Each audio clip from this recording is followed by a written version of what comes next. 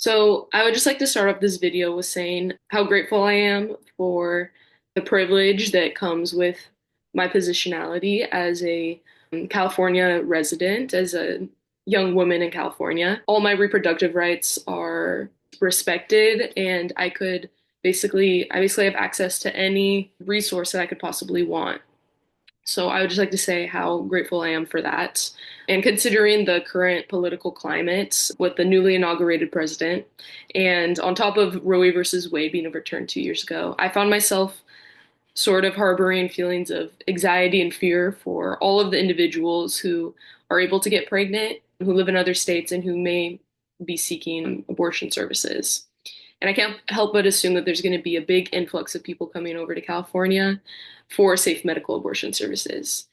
And so, for this reason, I wanted to analyze and evaluate the ethical standpoints behind the California Surgeon General's webpage about abortion services in California.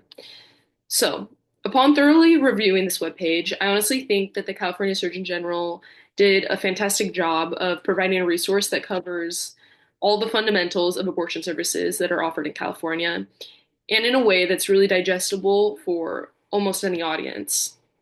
Just by reading through the webpage one time, the audience can really get a sense of the feminist ethic, the feminist ethos that's primarily informing the way that the information is presented. And if we choose to look at this webpage through the lens of the feminist anti-narrative, as presented from Jones, Moore, and Walton's article called Disrupting the Past to Disrupt the Future, an anti-narrative of technical communication, I feel like we can see that this document successfully puts women, their well-being, and their perspectives at the forefront of its ethic and at the forefront of its purpose as a piece of technical and professional communication. Creating this document with a feminist ethic and with a good feminist ethos is especially important considering the history of technology, specifically technology made for women. Just as Dirac mentions in her article entitled Gender Technology and the History of Technical Communication, there are, quote, technologies that pertain specifically to women's biological functions and social roles, which have been essentially ignored by the historians of technology, end quote. I think just by viewing the graphics specifically, they all depict women helping other women, which helps create this sense of community, a woman-run community in the webpage. And it helps to visually build the feminist ethos of both the California Surgeon General and of its webpage. One critique that I do have is that the webpage could improve the representation of all groups of women, maybe specifically in terms of race and ethnicity, and as Jones, Moore, and Walton mentioned, there is a certain, quote, limited feminist lens that largely furthers the white feminist cause in the TPC field in general, which I think is kind of present here.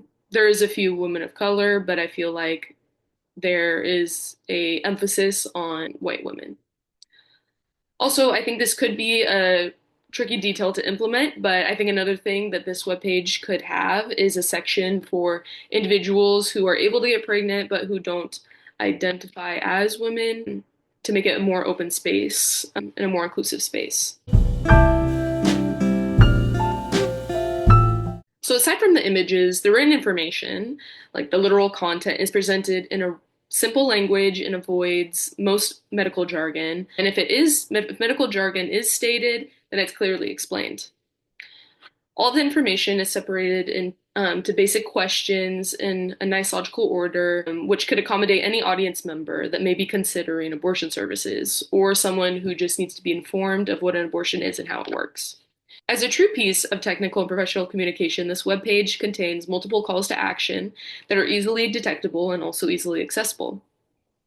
Within the text and the calls to action, the document communicates a power dynamic that's in favor of the audience, especially through language such as the decision to terminate a pregnancy can be a difficult one. How do you decide if abortion is the right choice for you? And another example is roughly 1/4 of women in the United States access abortion care in their lifetime. I think that both of these statements neutralize the topic of abortion services, putting it in the lens of a medical procedure rather than a moral choice, which helps to shape perceptions, social and cultural perceptions. And also helps to remove the stigma around abortion services and empower those who could be considering them. And there's really not a strong authoritative presence in this document, I would argue, except maybe for the like little California Surgeon General logo in the corner.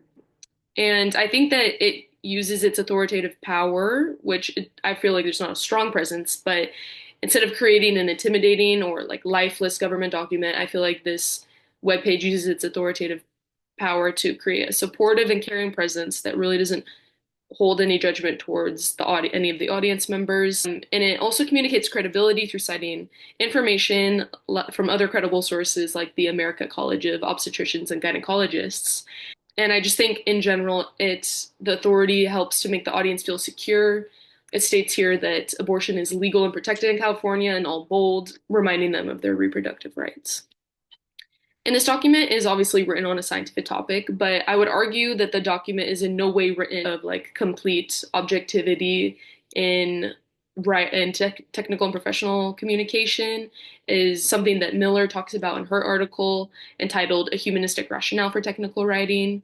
And she ultimately argues for pushing away from the positivist framework in TPC, which this idea entails the notion that sensory data are the only permissible basis for knowledge. The only meaningful statements are those which can be empirically verified, which is a quote from Miller. And although empirical data is diligently included in this piece, the basis of the content is rooted in being sensitive to the emotional intensity of the topic. This webpage consistently acknowledges the emotional aspect of the medical procedure and includes so many emotional support resources, which inherently rejects the positivist view of TPC. They link several various types of resources, such as phone hotlines, blog posts, free counseling, and other pre and after abortion support. And if I were to imagine that this document were to be written through positivist assumptions, I could definitely see the delivery and the tone being terribly received by the audience members who are potentially about to make one of the most impactful decisions of their lives. Compared to the other components of the webpage, I do think that the design is what could be the most improved. Some things look a little funky, sort of like the font and the layout, and they seem to be a result of features that make the website more widely accessible, so I don't think it's the biggest deal, but I do think they could be improved. Like the Google Translate feature allows the entire page to be translated into any language, which would make sense why the font looks a little bit funky in some areas. But nevertheless, I think that this design caters to most audiences, but there are still ways that the information could be a little bit more digestible. The most glaring improvement that stood out to me was how the design appeared on my mobile device. As you can see, the sections are awkwardly dispersed, making the information not misleading per se, but harder to digest a little bit. As I mentioned, the Google Translate feature is great because it can translate into any language, but I can't help but wonder if a office like the California Surgeon General could provide their own translations, considering they're funded by government money. I would think that they would have the ability to create better translations, probably. Not to mention, this is a small detail, but the header image does not translate into a different language when Google Translate is used, which I think that's one of the most important parts. But I also think that for the drop-down section that explains different types of abortion, there could be more of a clarification on what these labels, such as like aspiration or dilation, infer for the person seeking abortion. They could clearly state how many weeks of pregnancy someone would be in to get access to that specific type of abortion. Instead of just providing information like in the drop-down, I think it could be more upfrontly stated, and that could create a little bit more clarity for users.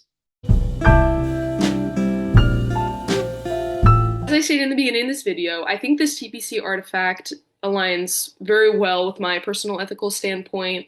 So in terms of making it more humanistic, inclusive, and ethical, I don't really have much to say, except I feel like I could have seen more information on what people from other states should do if they're looking to get an abortion in California. There's going to be a big increase in non-residents seeking abortion services here. So I think creating a section dedicated to this would definitely increase the inclusivity of the webpage. And also, I was wondering about the accessibility of these abortion resources for those who are undocumented.